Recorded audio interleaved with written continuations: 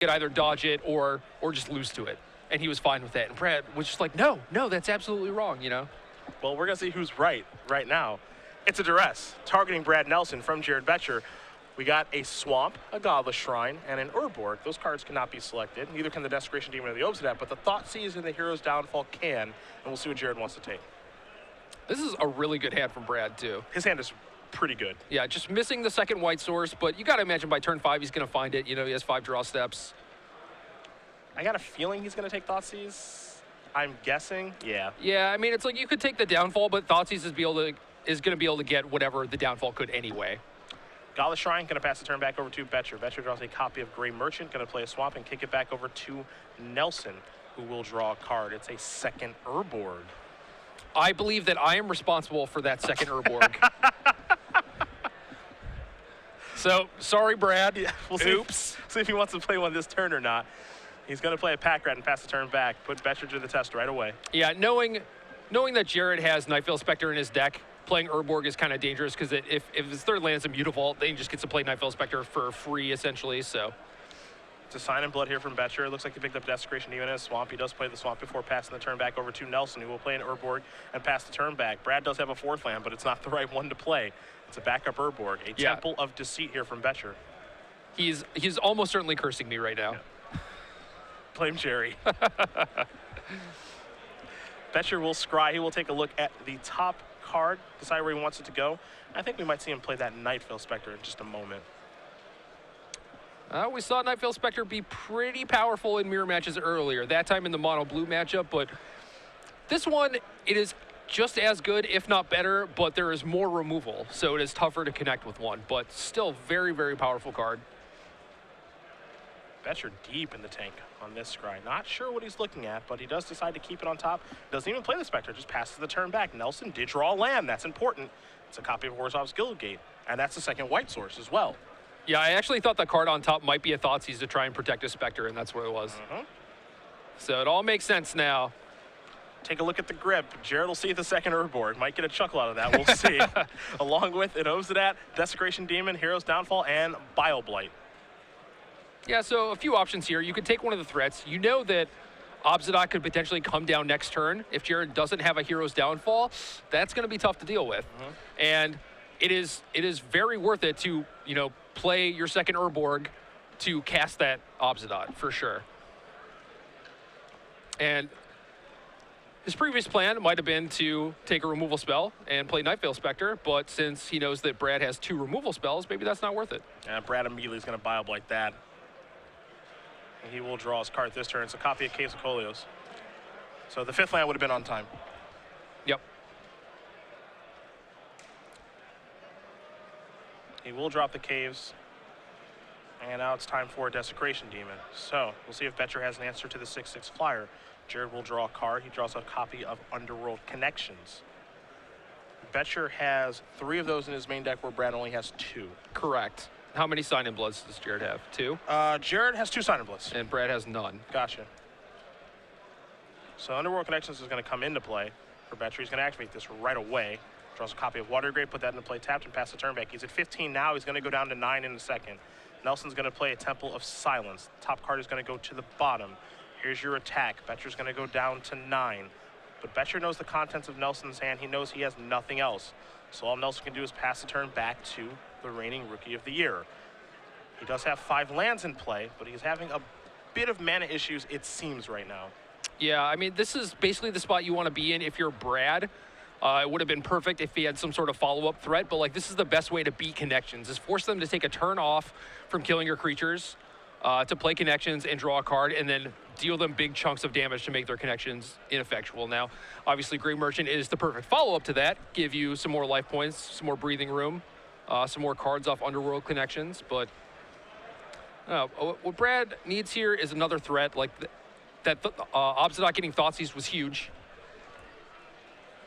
I was wondering if Jared had any interest in maybe sacrificing the Gray Merchant to not take 6 that turn. Yeah, it depends. I mean, he does have another Gray Merchant, so that is 2 less life for like the drain later on. He decided to take the 6, so he goes down to 7. Nelson's flooding out a little bit now. Well, he does have 27 land and not a lot of card drawers. Boettcher's going to go down to 6. Draws a copy of Far and Away. So now here's an attack for 2. Nelson going to go down to 14. And Brad will untap. Looks like he drew a copy of Hero's Downfall. That is in a way. So bye-bye goes Desecration Demon.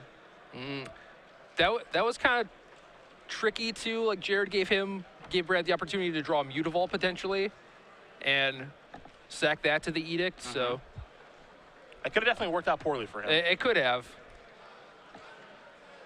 In for 2. There's a Hero's Downfall, finally. But Brad has a replacement one of those, I believe, in his hand. Boettcher's going to go down to 5. Use that life total as a resource here, that's for sure. Here's another Gray Merchant. Will Nelson fire off another removal spell here with that in the stack? He will. So Boettcher's only going to gain 2 life now. And Nelson will be drained to 2 life. Nelson draws a card. This is a timely draw. He drew one of his 2 Underworld connections. And that's pretty good for him. Game's at parity for the most part. Brad has slightly more life than Jared. Gets an Elspeth off the connections, which is certainly one of his better cards. Played a Caves, passed the turn back. Brad doesn't look like he's thrilled about like the position that he's in. We're kind of at parity right now, but Jared has more life, or excuse me, more cards. Yeah. As he goes down to 6 to draw another one. And Brad's hand is pretty weak right now. You know, he's got that backup board. He's got the Elspeth that he's hoping doesn't get Thought Seized, I imagine. There's a Desecration Demon and a Knifeveil Spectre, and he won't get Thought Seized, so that's actually pretty good for him. Yeah, I mean, it's tough for Jared to Thought Seize in that spot when he has 2 good threats to play. He's low on life, and Brad basically just drew a random card. You know, it's like, what are the odds that that card is something really powerful? Well, in this case, it's an Elspeth, which is pretty good. So Elspeth's going to take up to 5. 3 soldier tokens are going to come into play. Brad's going to play Urborg. See, not that bad. yeah, you saved yourself. Pass the turn back over to Boettcher. Again, Boettcher at 6, Nelson at 11. Those Elspeth soldier tokens are going to try to keep those Desecration Demon, the Desecration Demon in check. But Boettcher is drawing another copy of Gray Merchant now. And that's a pretty big one here. There's Bioblight to get those out of the way. And I think we're looking at I think we're looking at lethal here. Well, I think Brad's last card is an ultimate price. That's good. Yeah, so I don't think he's taking lethal damage, but he's certainly falling pretty far behind. You know, if he wasn't already. Yeah. That last card being ultimate price is huge because he'd be dead right now. So right. He's pretty close to being dead. I mean, he needs a string of cards to get himself back into this thing. Yeah, but here's a Gray Merchant, drain for 7, putting Brad at 2, Jared at 12. And it's going to be pretty tough for Brad to win from there, I think. Boettcher wants to deploy the Gray Merchant this turn if he wants to play Desecration Demon. He's going to start by playing Temple of Silence. Top card is going to the bottom. And now there's a Demon. Pass the turn back over to Nelson. Nelson will untap all that stuff. Again, he's at 2 right now, so he does get a Connections he's still at 9. He didn't get Gray Oh, Merchant. you're right. Excuse me. So he's down to 8. Bramaz and a land. Looks like he's ticking up. So there's the tokens. Yeah, I think at this point, Brad knows he's just dead to a Gray Merchant. There's nothing he can do. Just trying to play the game in such a way that assumes that Jared just doesn't have it or won't find it. Yep. You do get to the point where you just can't play around it anymore. Yeah, exactly. And it's like, if they do have it, okay.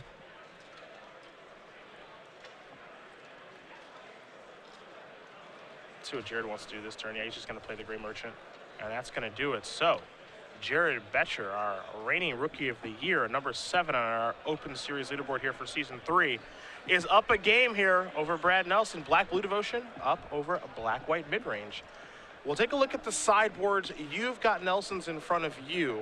How much better do things get for him? A lot better. Okay. You know, he's got a lot of removal spells main deck and a lot of cards like Brimaz that aren't very effectual, but his sideboard has 2 Underworld Connections, a Last Breath, 3 Drown in Sorrows, an Archangel of Thune, 2 Duress, 2 Sin Collector, 2 Doomblade, 2 Deicide. So he has a lot of help. There are a lot of different things that he could do with the sideboard. Like some people want more discard, they want the Duresses. Some people think that the rest isn't that great. It goes dead way too quickly, but something like Sin Collector is very good, especially against someone like Jared Boettcher who has Devour Flesh in his deck. So Sin Collector not only gets a removal spell out of their hand, but blanks any further Devour Fleshes to protect something like Desecration Demon or Obsidian. Other than that, the other two Underworld connections definitely coming in. Oh, yeah. Depending on how feisty Brad is feeling, he might bring in the Archangel of Thune. I saw it last round. I don't think it's there for that, but it was also not there for the blue-white deck that he played against last round. So you do see the major difference in their sideboards is that Brad respects the Rebel Red deck, has 3 Drowned Sorrows, where, you know, Jared has none. So Well, being friends with Tom probably causes that, too. yeah, Also, he played the Rebel Red deck at the Pro Tour. Yeah. So he knows what needs to be done to beat it. We take a look at Boettcher's sideboard. Again, no Drowned Sorrows, no Freaking Skurs, but that's okay, because that doesn't really matter in this matchup. 3 Doomblade, 3 Lifebane Zombie, 3 Duress, 2 Negate, 2 Erebos God of the Dead, a Notion Thief, and a copy of Underworld Connections. Jared in his main deck has 3 Connections and 2 Sign in Blood, so he could actually move up to 4 in 2 of that, which I expect to see happen. Erebos is great in the mirror. It's another card advantage engine. Being able to stop your opponent from gaining life is certainly important as well. Duress, the players do trade discard spells back and forth. The questions I actually have for you. Negate, do you like that here? Negate, no. Okay. I feel like a lot of the time you're going to draw that at the wrong time.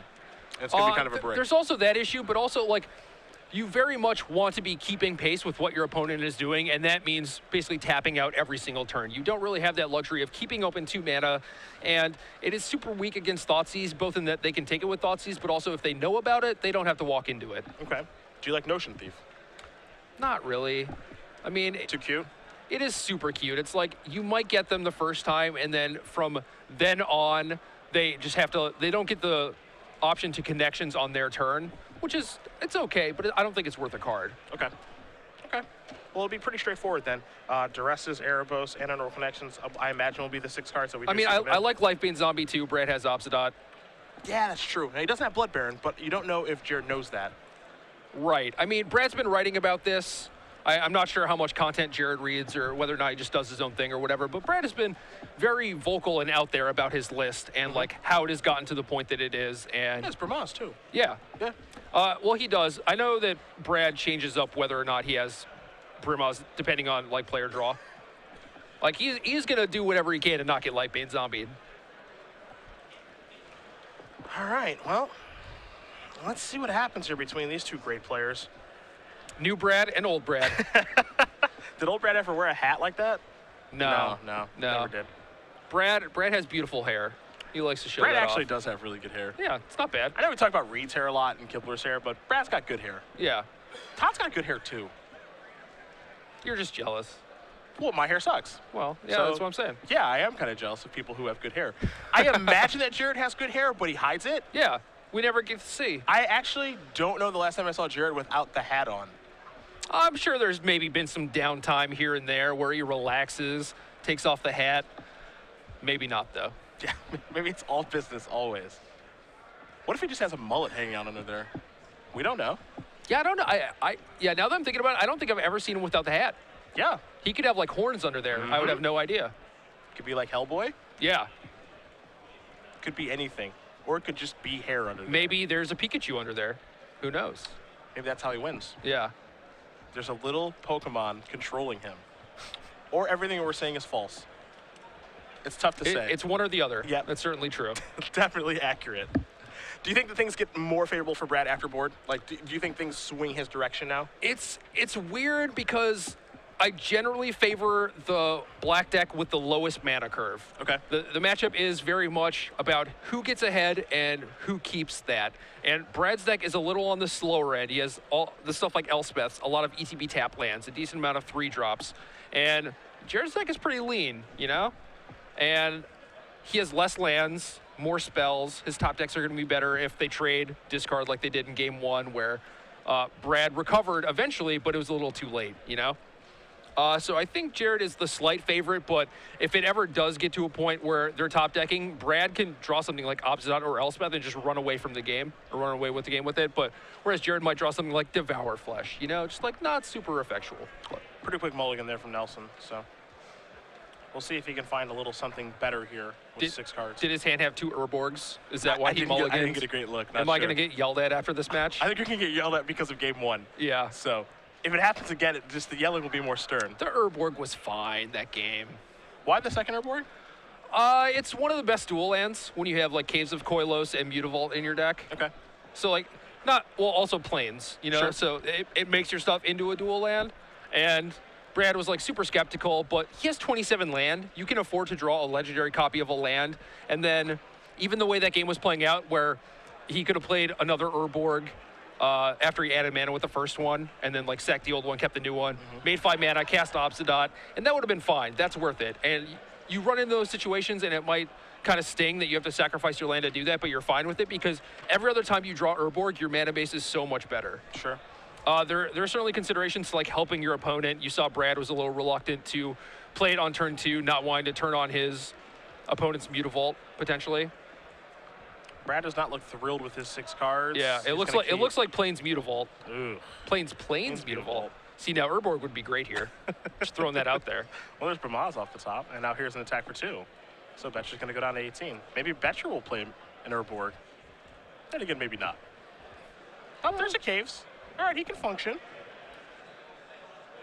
And So- he's going to play it. He's going Yes. to take 1. So he has another Plains, so he won't have to take a damage. But if he does draw another Black Source, he gets to play Desecration Demon next turn. So I think that's worth it, just taking that point of damage. Boettcher going to play a Swamp, and now there's a Hero's Downfall to get that thing off the table. Nelson draws a card. It's a copy of Banishing Light. So he will play the Plains and activate Mutavault. Now, Brad does have a copy of Obsidian in his hand, so if he peels a Swamp here, he's doing okay. Let's see what Boettcher has. Play Connections, pass the turn back. Big draw here this turn for Brad. There's a Swamp. So now what do? Do you just run out Obsidian, try and race that Connections, or do you want to like pace yourself, Banishing Light it, and attack with Mutavault, open yourself up to potentially getting Life Banned or Thought Seized? I am aggressive, always. Jam Obsidian. Give me that 5/5. Okay. You've already cast a Downfall. And of course, I have plenty of answers to the card, but I don't know if I want that card in my hand right now.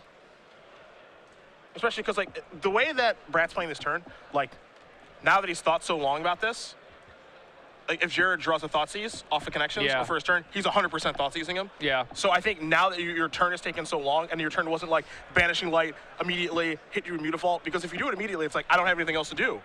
So if you thought, like, why would you Thoughtseize me? I don't have anything Right. else. Might have removal spells or something. Yeah. But whatever.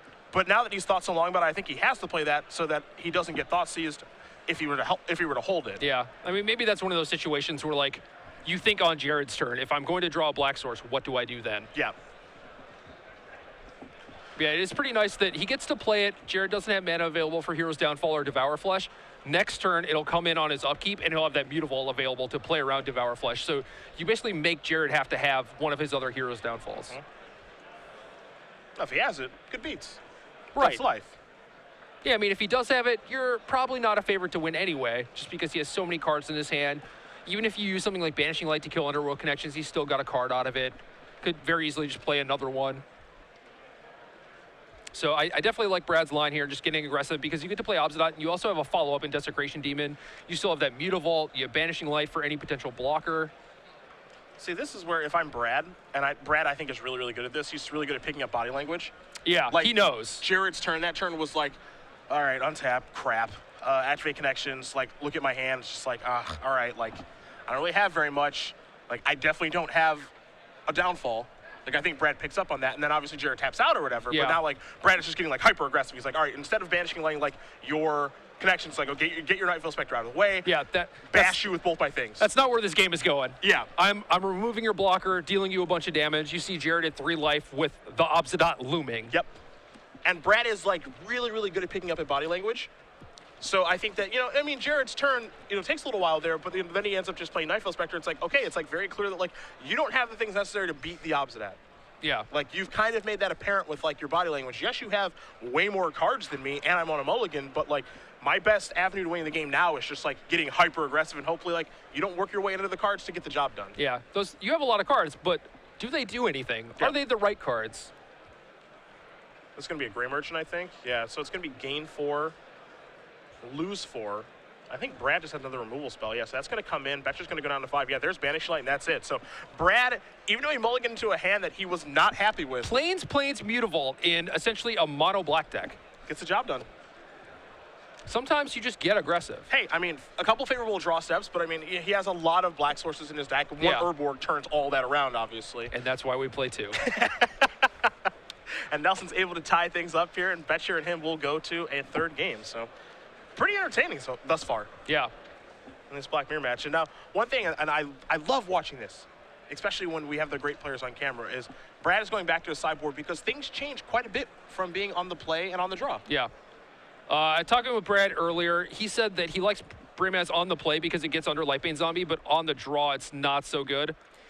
But he was also talking about like potentially taking out Desecration Demon, but he kept those in against Jared. So I'm not sure what actual plan he's working with, but he is very much like on the fly kind of sideboarding guy. You know what I mean? Like he adapts to not only the deck, but like the specific cards in the deck and the player he's playing against. Yep. And that's an incredible skill to have. Yes. It's very, very important skill to have, because sideboarding, even though I know people like sideboarding guides, you know, things that are, you know, kind of set in stone. It's like, okay, I'm going to do this for that in this matchup, but things change depending on what they have and how they play.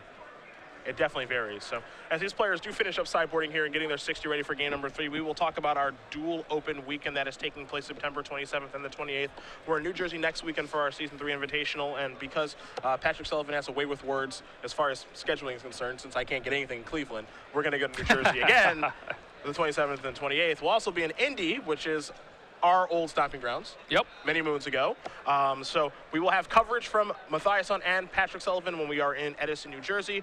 The Indy Open Series will not have coverage, but it will still be a fun event. Indy always has a fantastic turnout, so if you're in the area or in the Midwest, like we have been before, definitely head out there that weekend. I don't know if we're going to keep doing these things. You know, this is our first attempt at doing a dual Open Series weekend, but I'm excited. It sounds awesome. And it's a lot of magic. I don't know why you say that like it's a bad thing. No, not at all. I was going to say, no one should complain about this whatsoever. This sounds great to me. Yeah, and also, this date is the first weekend that counts as legal. So this is a lot of good tournament results. So you get to make your mark on this weekend. You get 2 tournaments of results, like 2 big events. I imagine like the New Jersey Open, again, our largest standard open of all time was in Somerset, New Jersey, the Invitational, where we had like 1,000 people. And I don't know if this is going to be that big, but I imagine it's going to be 600-700 people. And then Indy, we always get a huge turnout for that too. Yeah. So we're going to have a lot of results to dissect, maybe a little daily digest, if you'd like. Could make that happen. If you'd like. I know a guy. Yep, he's pretty smart, kind of good looking.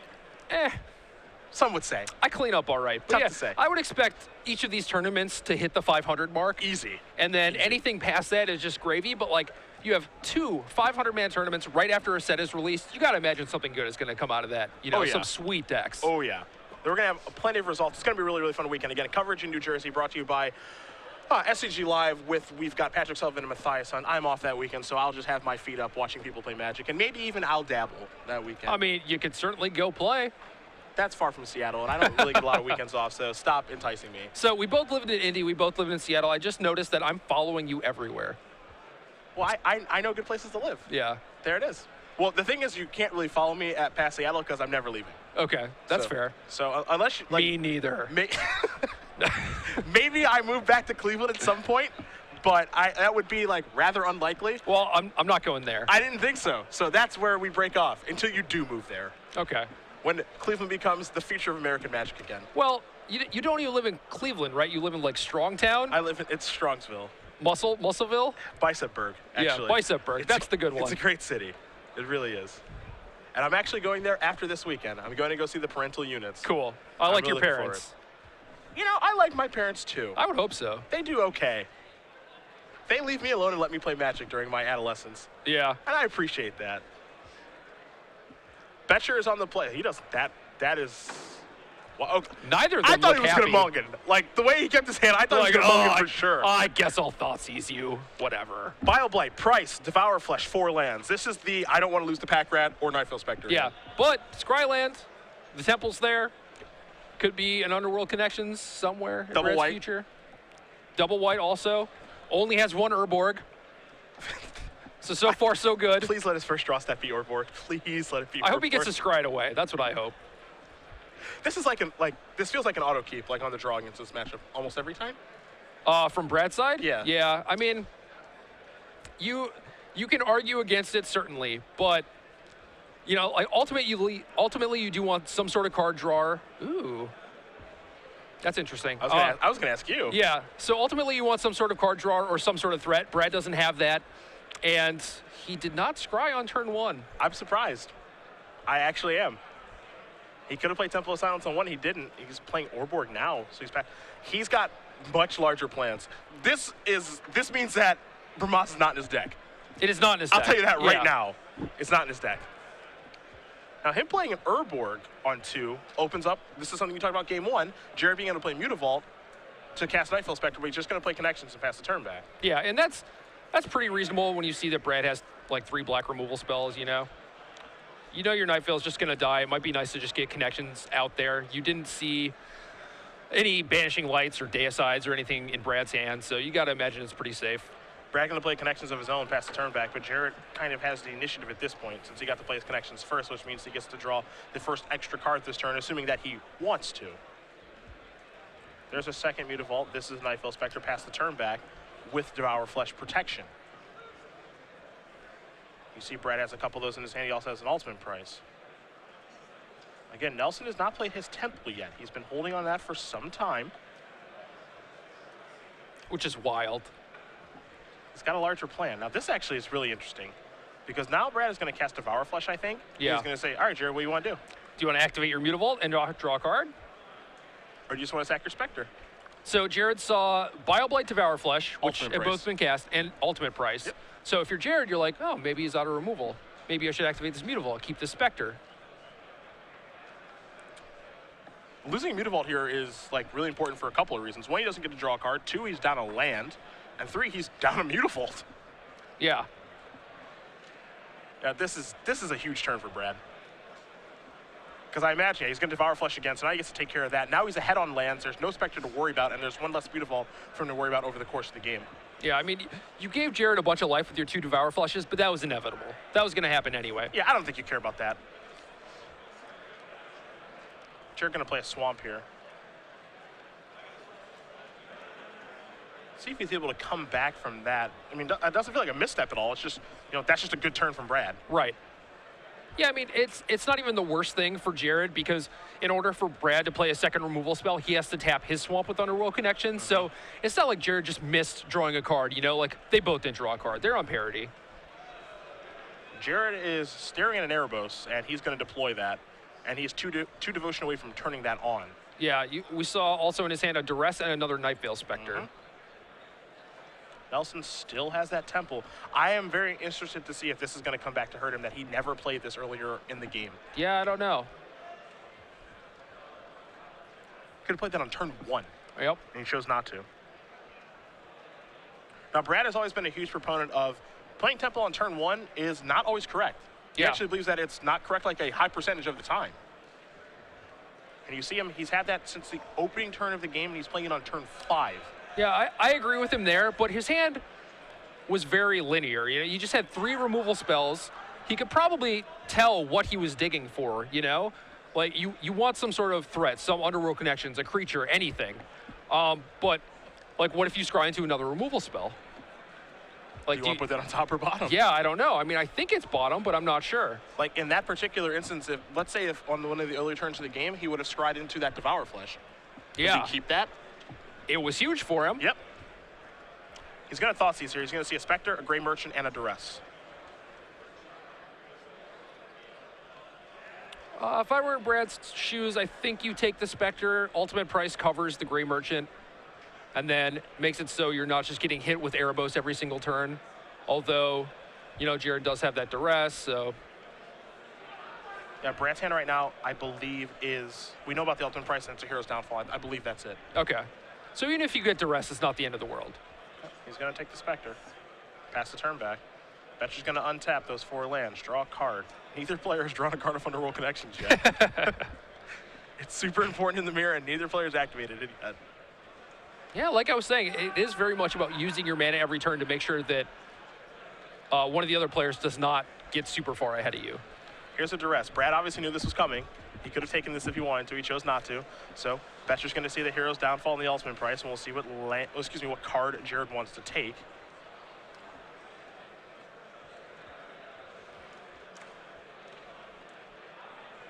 He's going to go with the price. Yeah, Okay. I think those cards are both fairly functional the same way in the matchup. Like, Downfall can kill Mutavault and Nightveil Spectre, but that extra 1 mana is huge. Yep. Black becomes a really good deck when you can play 2 spells in 1 turn. Yes. Connections activation from Boettcher. It's a Thought Seize. He's going to pay 2 to draw a card now. He draws another Thought Seize. He does not find a land. So now Nelson's going to activate his connections. Now players are paying life to draw cards finally. We have entered that portion of the game. Yep.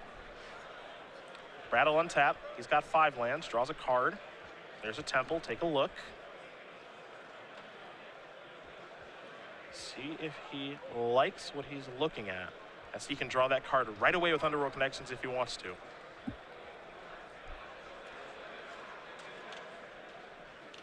See, the card that he drew for the turn was his one Last Breath. Yeah. That's an interesting one. I mean, here. he also has a second one in the sideboard that he could have potentially brought in. Depends on how much removal he wants in his deck and what he wants to fight. In this case, I feel like since Jared has 4 Nightveil Specters, that Last Breath is actually pretty good. Whereas against the Lightbane Zombie variants, you know, maybe you want 1 copy, maybe you want 0. Yeah, especially when you see Inspector, you know about Mutavault, and of course Pack Rat. Yeah. And I mean, there's definitely some utility being able to kill Grey Merchant as well. Yep, for So sure. Last Breath is definitely good in this matchup. Boettcher draws an Urborg. So finally a 5th land, he's going to deploy that. Will he fire off a Thoughtseize? Yes. Yeah, I think at this point, Jared has enough discard spells that you just try and clear the way to turn on this Erebos and start getting a life advantage that way. There's the Last Breath, there's the downfall. There goes the downfall.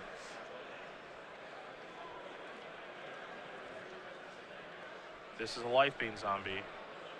That's obviously going to miss, but Erebos is on now, and it's coming in for 5.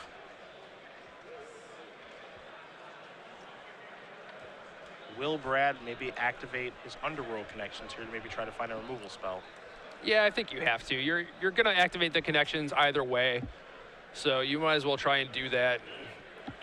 Find something that you don't mind killing a Lightbane Zombie with.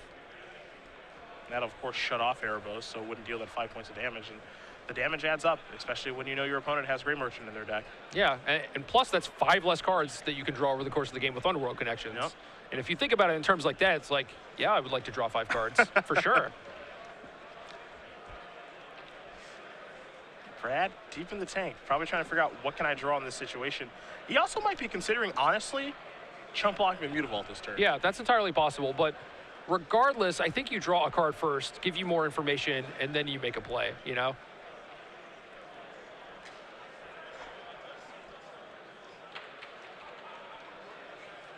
Former Player of the Year, deep in the tank here.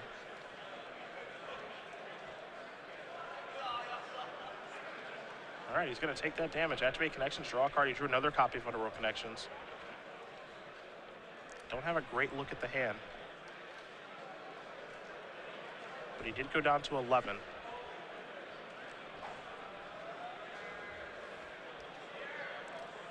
Is that both Last Breaths? Down to 10 now. Desecration Demon, not great.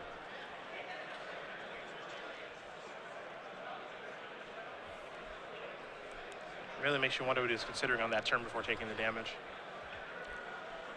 Well, I would like to think that it was not block with Mutavault and then Last Breath my own Mutavault, considering there's an Erebos in play to stop him from gaining that life, but I don't know. Just maybe Banishing Light? Potentially.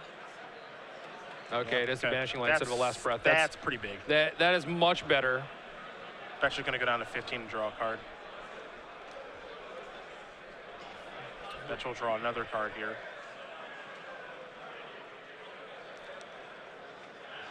There's a Swamp. You see a Pack Rat. He's had that Grey Merchant in his hand for some time now. Yeah, and I think Jared's been really good at like pacing the game and waiting until the last and also best possible moment to play the Grey Merchant. Yep, and Brad knows he has Grey Merchant in his hand, so Brad extends the hand a little bit early. He's like, you're going to take this and just kill me with the Grey Merchant, right? Yeah, and that's exactly what he's going to do.